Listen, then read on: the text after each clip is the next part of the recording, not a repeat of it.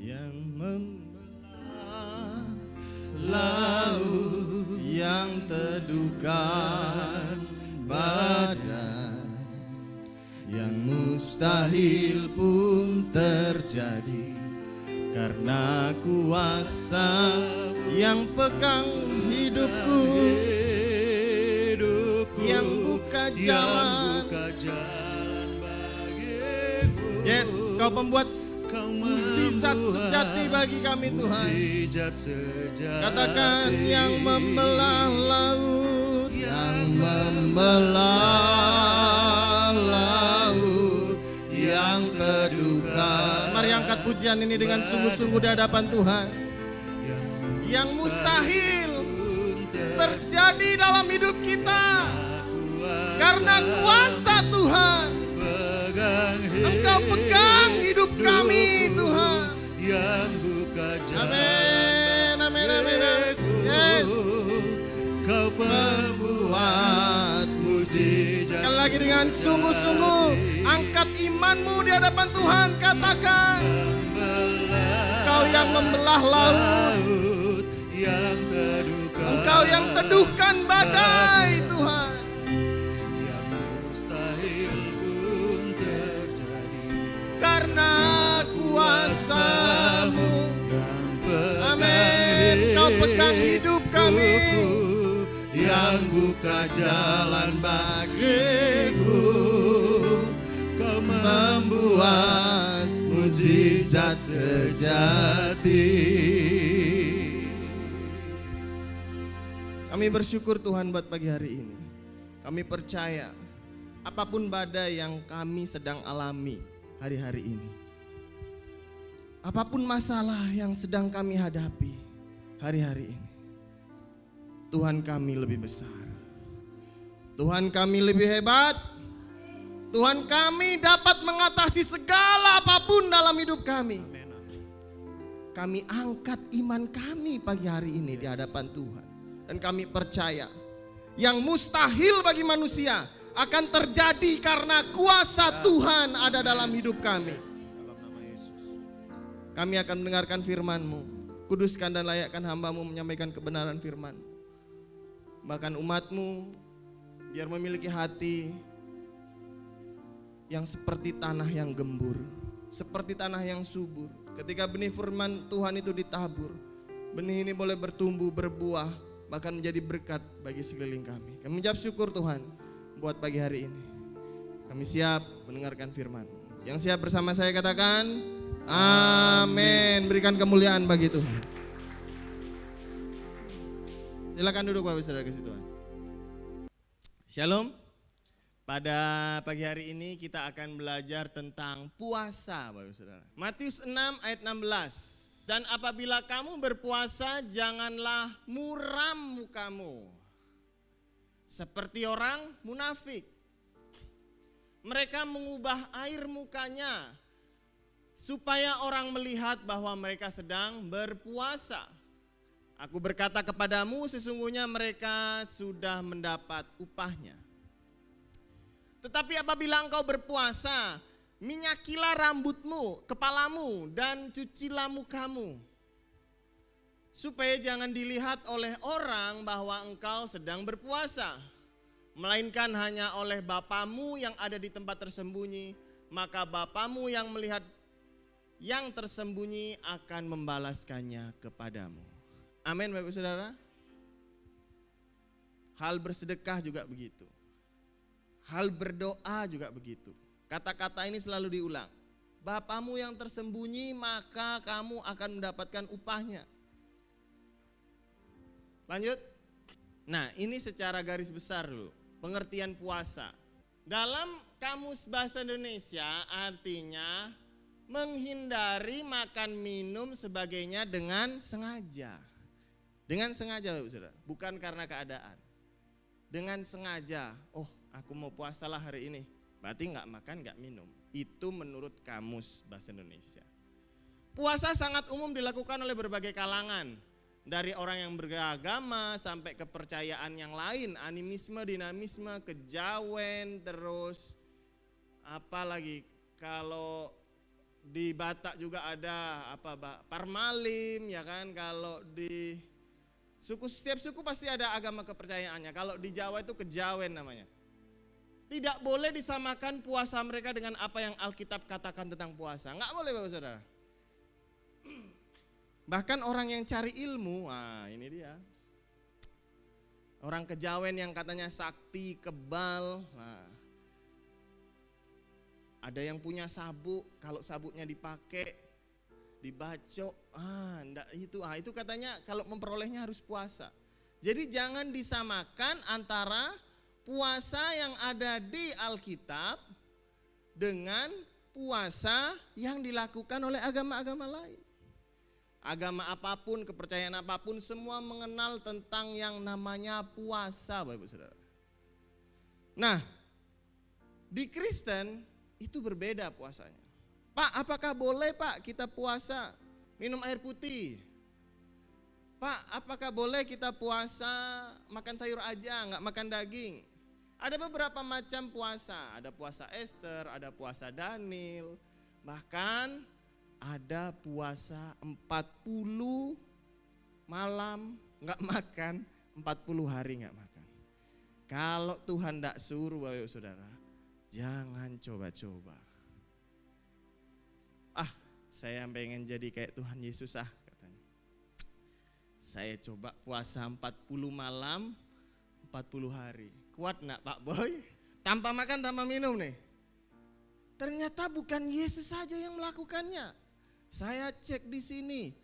Ternyata bukan Yesus aja yang pernah melakukannya 40 malam, 40 hari, Bapak Saudara. Ada Elia melakukannya juga. Ada lagi. Bukan hanya Yesus, dua tokoh Alkitab ini juga menjalani 40 hari puasa. Musa juga, Bapak Saudara. Musa di dalam Keluaran 24, ya kan?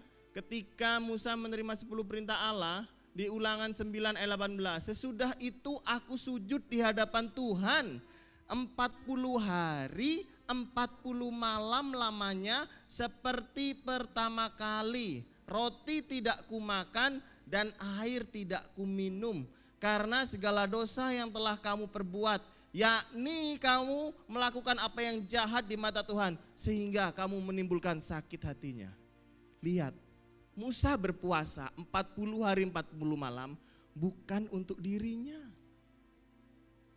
Aku mau berpuasa 40 hari 40 malam supaya dapat mobil Fortuner. Enggak kerja 40 hari 40 malam.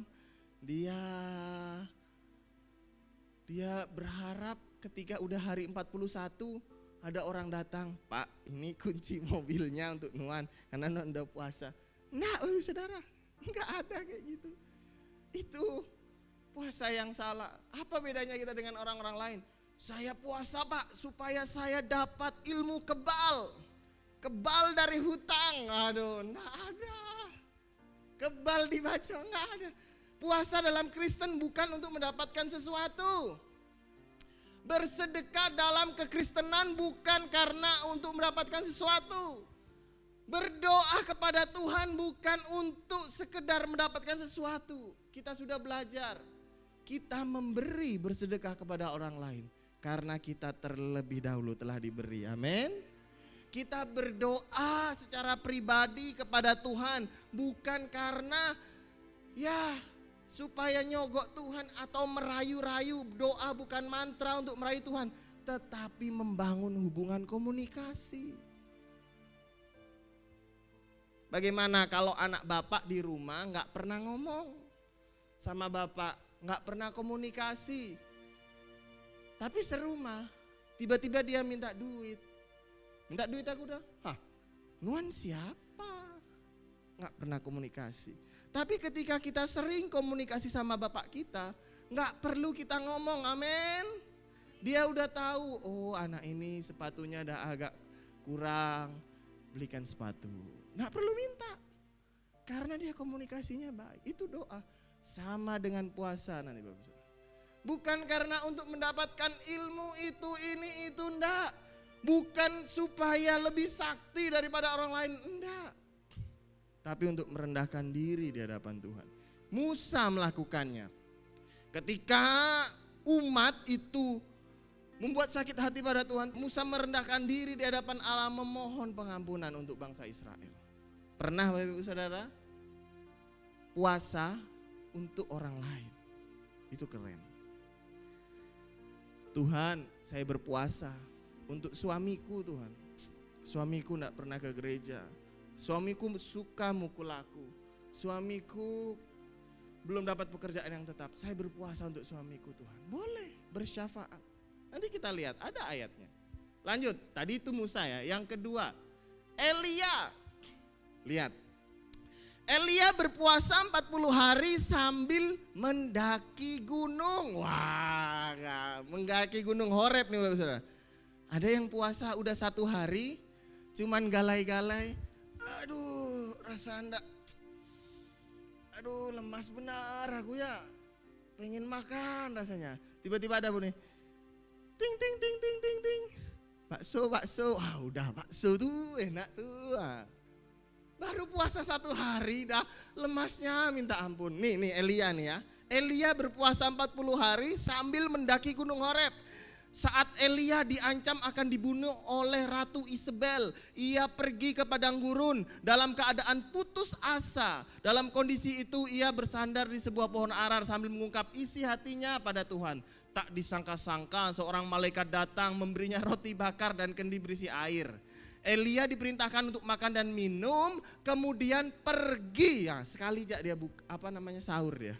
Sekali sahur nih, dikasih roti dari malaikat nih. Tah rotinya mereknya apa nih Pak Abe? Dia gara-gara makan roti ini nih 40 hari dia kuat nih. Dikasih makan minum, roti bakar loh, dan kendi berisi air nih malaikat bawa. Berjalan lalu dia disuruh pergi naik ke gunung Horeb. Berjalan selama 40 hari, 40 malam sambil berpuasa. 1 Raja-Raja 19 ayat 1 sampai 18. Di gunung Horeb itulah Elia mendengar suara Tuhan, mendapatkan nubuatan, juga petunjuk tentang siapa yang akan meneruskan jabatannya sebagai nabi. Dia puasa untuk siapa? Untuk orang lain. Dia datang kepada Tuhan 40 hari 40 malam naik ke gunung Horeb. Lalu dia tanya, siapa yang akan meneruskan aku Tuhan? Untuk siapa? Untuk orang lain. Pak, kalau puasa untuk diet gimana? Itu bonus Bapak Saudara. Coba aja Bapak Saudara puasa, pasti langsing. Saya udah agak langsingan ya. 3 hari kayaknya saya ini. Mulai hari Kamis, Jumat, Sabtu, sama hari ini. Itu bonus Bapak Saudara. Kalau agak langsing karena puasa itu bonus, tapi itu bukan tujuan. Ada kawan saya mau puasa puasa kayak Deddy Kobuser, supaya badannya sispek, udah. Diajak makan enggak mau makan.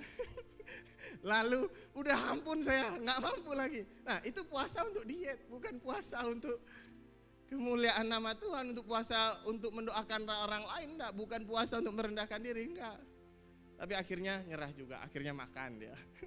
Puasa dari bahasa aslinya nisteuo, yang artinya adalah penghentian makan dari makanan jasmani dalam konteks spiritualitas. Jadi akar kata puasa itu bukan sekedar untuk diet, tapi memang akar katanya itu mengarah kepada tentang kegiatan rohani. Kata ini juga dapat diartikan menahan diri dari makanan untuk tujuan rohani. Lanjut. Esensi puasa ada di Imamat 16. Ada berhubungan dengan namanya Hari Raya Pendamaian, Yom Kippur. Merupakan hari khusus yang dikhususkan untuk penebusan pertobatan. Perintah ini merupakan perintah yang pertama dan satu-satunya perintah dari Allah mengenai puasa yang terdapat di seluruh Alkitab. Jadi Allah menyuruh orang Israel puasa. Lanjut. Nah ini ayatnya. Inilah yang harus menjadi ketetapan untuk selama-lamanya bagi kamu. Yakni pada bulan yang ke-7 pada tanggal 10 bulan itu kamu harus Merendahkan diri dengan berpuasa. Dan janganlah kamu melakukan suatu pekerjaan baik orang Israel asli maupun orang asing. Bahkan orang asing yang ada di Israel juga suruh puasa. Dan perintah Allah ini esensinya berpuasa adalah untuk merendahkan diri di hadapan Allah. Bapak Ibu Saudara, di dalam kekristenan kalau yang namanya puasa itu gandengannya sama doa. Kalau puasa tapi enggak doa namanya diet. Ini keren ini. Artinya jika kerendahan hati tidak ada dalam puasa kita, maka puasa tersebut kehilangan makna. Tanpa kerendahan hati, puasa hanya menjadi tindakan fisik, hanya tindakan jasmani, tanpa ada hubungannya dengan rohani kita. Yuk kita baca, Yesaya 58, 1-12. Serukanlah kuat-kuat, janganlah tahan-tahan, nyaringkanlah suaramu bagaikan sangkakala. Beritahukanlah kepada umatku pelanggaran mereka dan kepada kaum keturunan Yakub dosa mereka. Memang setiap hari mereka mencari aku, tiap hari. Dan suka mengenal segala jalanku, seperti bangsa yang melakukan yang benar dan yang tidak meninggalkan hukum Allahnya. Mereka menanyakan aku tentang hukum-hukum yang benar. Mereka suka mendekat menghadap Allah, tanyanya. Ini umat bertanya pada Allah. Mengapa kami berpuasa dan engkau tidak memperhatikan juga? Mengapa kami merendahkan diri dan engkau tidak mengindahkannya juga? Sesungguhnya pada hari puasamu engkau masih tetap mengurus urusanmu dan kamu mendesak-desak semua buruhmu. Sesungguhnya kamu berpuasa sambil berbantah-bantah dan berkelahi serta memukul dengan tinju dengan tidak semena-mena. Dengan caramu berpuasa seperti sekarang ini, suaramu tidak akan didengar di tempat tinggi. Lanjut. Sungguh-sungguh inikah puasa yang ku kehendaki dan mengadakan hari merendahkan diri jika engkau menundukkan kepala seperti gelaga dan membentangkan kain karung dan abu sebagai lapik tidur. Sungguh-sungguh itukah yang kau sebutkan berpuasa, mengadakan hari yang berkenan pada Tuhan? Bukan. Berpuasa yang kukendaki ialah supaya engkau membuka belenggu-belenggu kelaliman, melepaskan tali-taliku, supaya engkau memerdekakan orang yang teraniaya dan mematahkan setiap kuk. Supaya engkau memecah-mecah roti bagi sama orang yang lapar dan membawa ke rumahmu orang miskin yang gak punya rumah. Dan apabila engkau melihat orang telanjang, supaya engkau memberi dia pakaian dan tidak menyembunyikan diri terhadap saudaramu sendiri. Pada waktu itulah terangmu akan merekah seperti fajar dan lukamu akan pulih dengan segera. Ada kesembuhan di situ Bapak Saudara. Kebenaran menjadi barisan depanmu dan kemuliaan Tuhan barisan belakangmu. Pada waktu itulah engkau akan memanggil dan Tuhan akan menjawab.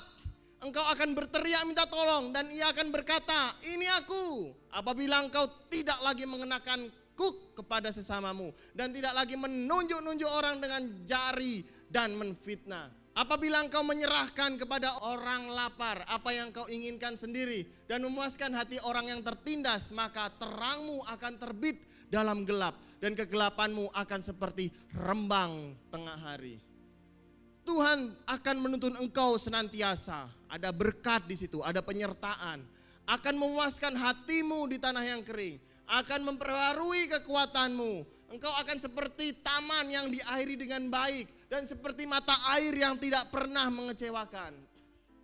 Engkau akan membangun reruntuhan menjadi penerobos nih yang sudah berabad-abad dan akan memperbaiki dasar yang diletakkan oleh banyak keturunan. Engkau akan disebut yang memperbaiki tembok, yang tembus, yang membetulkan jalan supaya tempat itu dapat dihuni. Keren Bapak Saudara. Kalau kita tahu esensi puasa, itulah saya bilang, gak perlu kita minta sembuh, luka bisa sembuh. Gak perlu kita minta berkat, Tuhan kasih berkat. Kita puasa, kita merendahkan diri di hadapan Tuhan. Menahan lapar dan haus itu adalah upaya untuk kita menderita, mengalami perasaan menderita. Tetapi ketika kita menderita, kita berbagi apa yang kita punya pada orang lain. Ketika kita ada kebutuhan, ketika kita ada sakit, ketika kita butuh sesuatu, nggak perlu minta. Tuhan tahu, lukamu sembuh. Engkau akan diberkati Tuhan, akan disertai. Ini kuncinya, Bapak Saudara. Jadi orang sakti dibilang, bukan karena ilmunya, tapi karena Tuhannya. Sakti di sini bukan artinya sakti mandraguna kayak di dunia, bukan ya. Orang yang dikasih perkenanan Tuhan. Daniel, apa yang kurang dari Daniel? Dia melakukan puasa. Doanya jangan ditanya lagi. Dia punya doa pribadi, Bapak Saudara. Naik ke bumbungan atas. Doa seperti ini ke gereja, oke. Tapi jangan sampai kita nggak punya waktu pribadi doa. Hubungan sama Tuhan nggak ada. Daniel melakukannya, Elia melakukannya, Musa melakukannya. Kalau Yesus memang melakukannya. Yesus 40 hari 40 malam berpuasa sebelum dia melayani banyak orang. Iblis tahu. Datang makanya iblis ke padang gurun. Mencobai Tuhan. Setelah keluar dari situ, Tuhan memulai pelayanannya. Jadi Yesus berpuasa karena bukan supaya Yesus dikasihani oleh Bapa, bukan. Dia mau melayani jiwa-jiwa. Makanya sering Bapak Gembala bilang, yuk kita berpuasa sebelum kita pelayanan.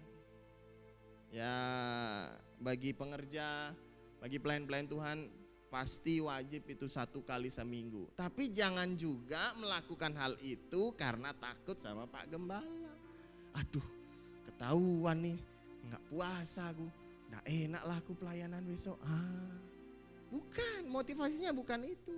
Tapi motivasinya memang harus merendahkan diri di hadapan Tuhan. Dan kita melayani, waktu kita melayani, ada kemuliaan Tuhan, ada kuasa dinyatakan. Amin. Mau saudara hidupnya diubahkan, amin. Mau ada perubahan-perubahan dalam hidup, amin. Doa dan puasa. Lanjut. Dalam perjanjian lama kehidupan spiritual Yahudi, ini berhubungan dengan kehidupan sosial. Praktek zaman Yesus juga kebiasaan, ini udah jadi kebiasaan puasa. Perumpamaan Yesus mengenai orang Farisi, kita menemukan orang Farisi yang puasa 2 kali seminggu. Yang orang Farisi masuk dalam bait Allah, lalu yang membanggakan diri, nanti ada fotonya. Yang di belakang ada pemungut cukai. Lanjut. Nah, Yesus mengajar, dan apabila kamu berpuasa, bukan memerintahkan untuk puasa, bukan. Tapi Yesus udah tahu bahwa murid-muridnya dan orang-orang kalangan Yahudi pada saat itu udah bisa, udah tahu praktek puasa. Dan apabila kamu puasa, ia mengasumsikan bahwa puasa adalah praktek yang sudah dilakukan murid-muridnya. Bukan sedang memberi perintah puasa, tapi menunjukkan ekspektasi Yesus terhadap muridnya. Bahwa mereka akan selalu berpuasa dan diharapkan menjadi bagian dari kehidupan rohani mereka, sama halnya dengan doa dan memberi. Lanjut. Nah ini berpuasa yang salah. Nah di situ ada topeng-topeng tuh ya. Ada 3 di situ. Tapi enggak tahu kita punya berapa topeng. Dan apabila kamu puasa, janganlah muram mukamu seperti orang yang munafik. Orang munafik itu orang yang pakai topeng. Mereka mengubah air mukanya supaya orang melihat bahwa mereka sedang berpuasa. Aku berkata kepadamu, sesungguhnya mereka sudah dapat upahnya. Di 1 Petrus 2 ayat 1, karena itu buanglah segala kejahatan, tipu muslihat dan segala kemunafikan, kedengkian dan fitnah. Jangan ketika kita berpuasa kita masih punya perasaan hal-hal seperti ini.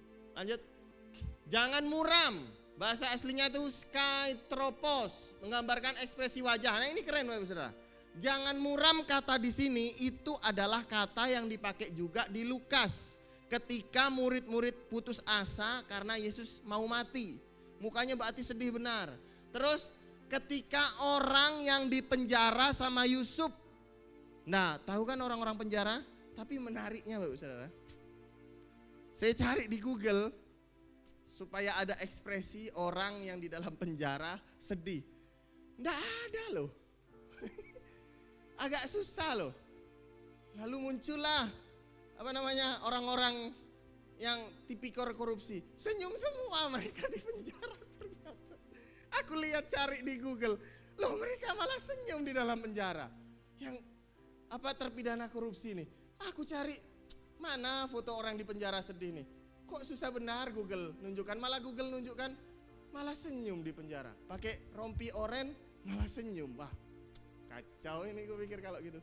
Udah melakukan kesalahan, dia malah enggak sedih kan? Nih, kalau orang yang dipenjara sama Yusuf gara-gara Firaun waktu itu, wow itu benar-benar sedih zaman Mesir. Itu dijadikan budak, Bapak Saudara. Semua penjelasan ini menunjukkan bahwa Skytropos berkaitan dengan kesedihan yang tidak biasa atau ya sedih yang sangat mendalam. Tampilan wajah ini diperlihatkan oleh orang-orang Farisi di mana mereka tampak sangat murung supaya orang lihat, oh kamu lagi puasa ya? Iya, aku lagi puasa. Mukanya disedih-sedihkan gitu. Lanjut, ada nanti. Nah, mukanya kayak gini, aduh. Dia agak galau ini ya. Puasa kah? Bukan Pak, utangku belum bayar. Ini mukanya. Aduh susah benar cari muka orang puasa sedih, susah benar. Yang di penjara tadi aku cari juga susah. Nah, kata mengubah air mukanya dalam bahasa aslinya adalah apanizo, menghilangkan, mengurangi daya tarik. Yang biasanya tampilannya menor biasanya kan, gincunya merah gitu. Lalu pas puasa diusap, enggak pakai gincu. Rambutnya diacak-acak gitu. Lalu jalan ke minimarket gitu. Beli sabun. Kenapa enggak beli makan? Aku lagi puasa. Oh iya kelihatan mukamu lusuh. Jangan kayak gitu Saudara ya. Kalau puasa biasa aja gitu. Enggak usah ke minimarket lalu enggak beli makanan, beli sabun. Kenapa? Iya aku lagi puasa. Oh iya hebat tuh lagi puasa tuh gitu. Enggak boleh. Membuat jadi sesuatu tidak menarik atau merusak penampilan. Nah, lanjut. Nah, nih Albert Bernays ini komentar ya. Mereka tidak mengoleskan minyak, tidak mencuci diri, terlihat tidak terurus, kotor, kumal. Mereka sering melemparkan abu. Kalau di Yahudi, di tradisi Yahudi itu kalau lagi berkabung itu ada melemparkan abu. Ini lagi puasa juga niru-niru gitu. Abu di kepala, saya cari gambarnya nggak ada loh. Yang bercampur dengan air mata, mereka semakin memperburuk wajah mereka. Pokoknya mukanya ya kayak di make up lah, kayak orang munafik lah, pakai topeng gitu. Lanjut. Supaya dilihat orang, setiap kali melakukan tindakan itu, usaha yang mereka lakukan tidak ringan. Susah loh Bapak Saudara, artinya mereka harus jadi aktor kan. Usahanya itu agak ribet lah pokoknya. Dia harus berdandan agak ya itu, namun mereka bersedia melakukan semua itu supaya orang lihat lagi puasa. Oh iya lagi puasa. Mereka ingin mendapatkan pengakuan, dapatkan pujian, penghormatan. Dari siapa? Dari orang, bukan dari Tuhan. Lanjut, D. Nah, Yesus mengatakan bahwa mereka adalah orang munafik karena apa yang terlihat dari luar nggak sama dengan yang ada dalam hati. Penampilan dan motivasi mereka tidak selaras. Mereka tampak melakukan puasa untuk Allah, tapi hati mereka sebenarnya tertuju pada manusia. Mereka tidak mencari perkenanan atau pengakuan Allah, tapi mencari pengakuan manusia. Lanjut. Nah, orang-orang Farisi tahu. Nah, namun orang Farisi justru bangga. Oh, bangga tuh gayanya. Oh, aku nih udah puasa. Puasa biasanya disertai dengan pengakuan dosa. Harusnya puasa itu merendahkan diri, berdoa, ngaku dosa sama Tuhan. Malah berbuat dosa. Lanjut. Nah, berpuasa yang benar. Matius 6 ayat 17. Tetapi apabila engkau berpuasa, minyakilah kepalamu dan cucilah mukamu, supaya jangan dilihat orang bahwa engkau sedang puasa, melainkan hanya Bapamu yang ada di tempat tersembunyi. Maka Bapamu yang melihat yang tersembunyi akan membalasnya kepadamu. Lanjut. Nah, minyakilah kepalamu. Biasa dilakukan oleh orang-orang Yahudi dan tidak memiliki semacam khusus. Nah, orang-orang Yahudi itu punya minyak untuk jaga kulit karena di sana daerahnya kering kan. Minyak tersebut juga memiliki aroma yang lebih harum karena deodoran tidak ada pada saat itu. Jadi ketahuan kalau orang yang pas jalan gini baunya wangi, oh berarti dia nggak puasa. Tapi kalau udah nggak bau wangi ya berarti puasa. Itu di Yahudi. Yesus menasehati tuh pengikutnya tuh, mukanya tuh. Ini mereka dah mukanya kayak muram, oh kami lagi puasa nih. Untuk berperilaku benar agar mereka berusaha menarik perhatian. Udah mukanya muram, doa di pinggir-pinggir jalan, kenceng-kenceng lagi. Nah udah, pasti cari perhatian. Mereka sedang berpuasa seperti yang dilakukan oleh orang Farisi. Lanjut, B, jangan dilihat orang. Yesus ngomong, gak perlu orang lain tahu kita lagi puasa, hanya kita sama Allah. kecuali ditanya, ya kan. Bukan lalu bikin status, aku lagi puasa, anak jam 6 buka puasa, siapa yang mau makan bareng aku? Wah, udah. Puasa yang benar ditujukan pada Allah, bukan pada manusia. Lanjut. Nah, hanya Bapamu yang melihat, harus punya motivasi yang benar. Hati kita tertuju pada Allah hanya untuk menyenangkannya. Bapa tidak akan mengabaikan kita seperti Yesaya 58 tadi. Dia akan melihat perbuatan kita dan akan memberikan upah bagi kita. Intinya, ketika kita berpuasa, jangan kita mencari pengakuan pada orang lain. Amin. Tujuan kita lebih baik ketika kita berkuasa seperti Yesaya bilang, melepaskan belenggu-belenggu, membebaskan orang, bersedekah. Maka Bapamu tahu apa yang harus Dia kerjakan untukmu. Mari kita datang kepada Tuhan. Mari kita nyanyikan pujian ini dari awal. Di dalam kelemahanku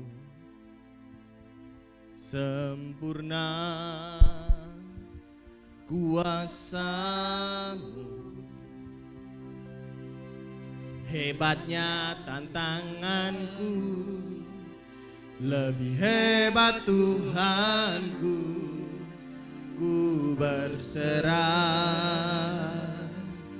kepada. Nyanyikan pujian ini dengan sungguh-sungguh di hadapan Tuhan. Di dalam kelemahanku sempurna kuasa-Mu, hebatnya tantanganku, hebatnya tantanganku, lebih hebat Tuhan. Amin. Tuhan kita lebih hebat. Ku berserah kepadamu, kepadamu yang membelah. Kami percaya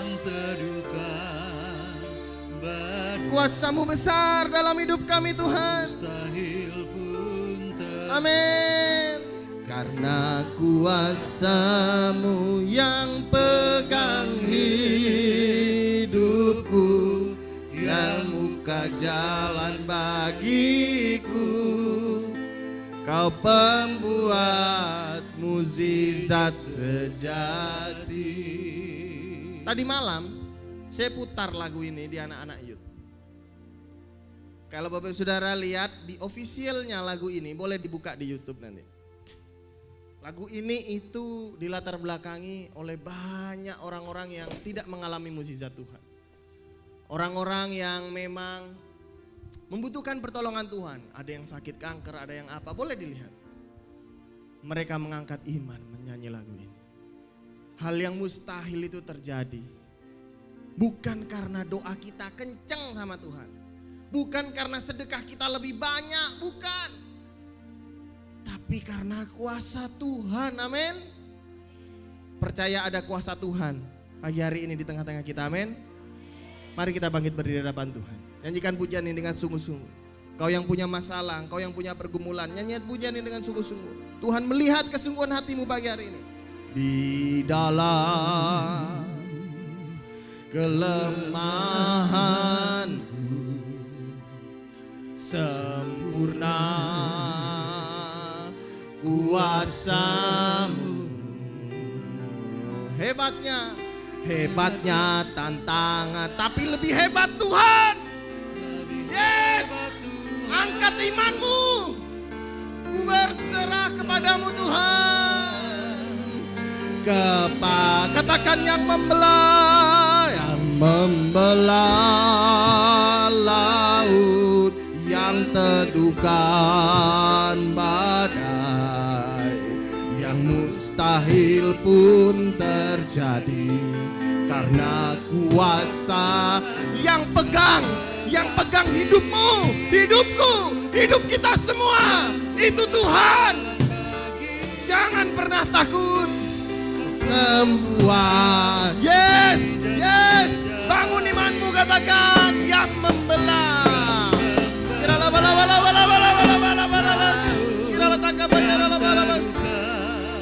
Kami angkat iman kami melalui lagu ini Tuhan. Yang mustahil bagi kami akan terjadi dalam hidup kami. Yes, yang pegang hidupku, yang buka jalan bagiku. Amin, amin. Kau pembuat mukjizat yang membelah laut.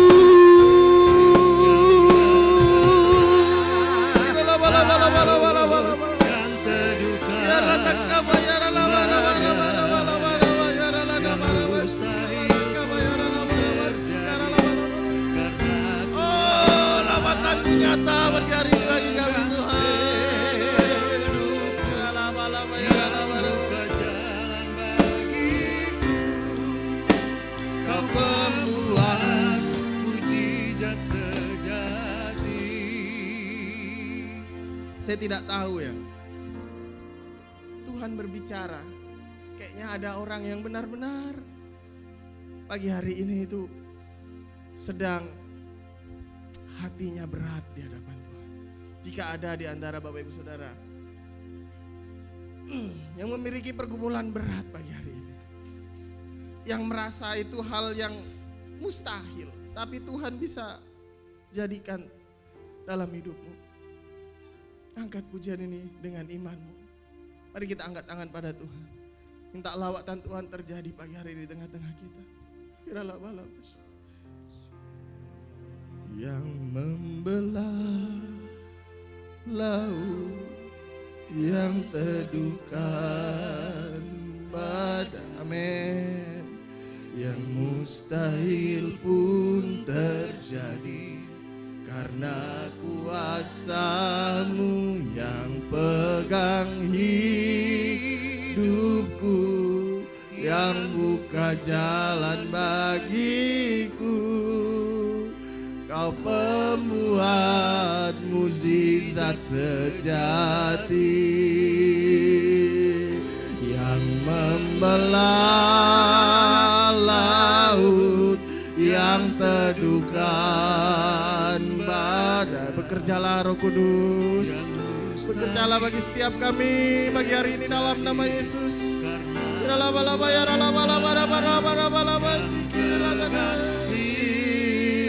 Hidupku yang buka jalan bagiku, pembuat. Sekali lagi dengan iman yang membelah laut, yang teduhkan badai, yang mustahil terjadi karena kuasa Tuhan. Amin, amin, amin, amin. Yang buka jalan, yang buka jalan. Amin. Kau pembuat mukjizat sejati, kau pembuat mukjizat, kau pembuat mukjizat sejati, kau pembuat mukjizat, kau pembuat mukjizat sejati. Mari kita sembah Tuhan. Haleluya.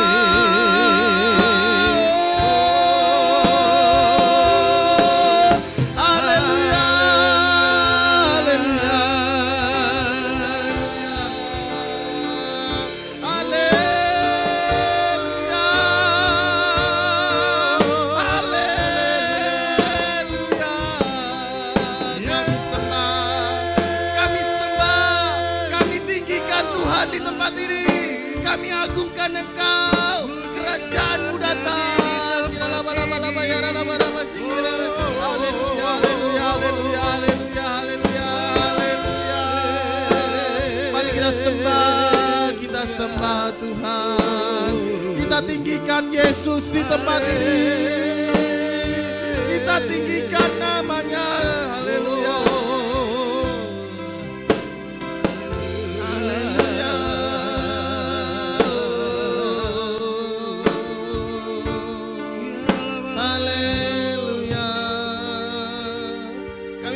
Tuhan buat pagi hari ini, kami percaya Tuhan yang pegang hidup kami. bukan orang lain.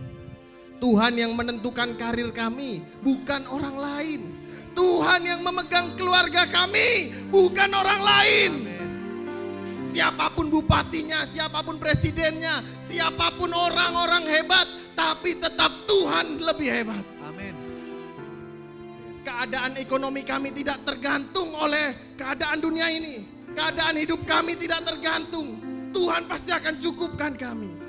Tuhan akan menyembuhkan kami. Tuhan akan buka jalan. Jalan yang tertutup akan dibuka dalam nama Yesus. Dalam nama Yesus. Mengucap syukur Tuhan buat pagi hari ini. Jika ada jemaatmu yang sakit, jemaatmu yang memiliki pergumulan, Tuhan tolong Roh Kudus bekerja dan menerima kesembuhan, menerima jalan keluar itu di pagi hari ini. Dalam nama Yesus Kristus. Haleluya.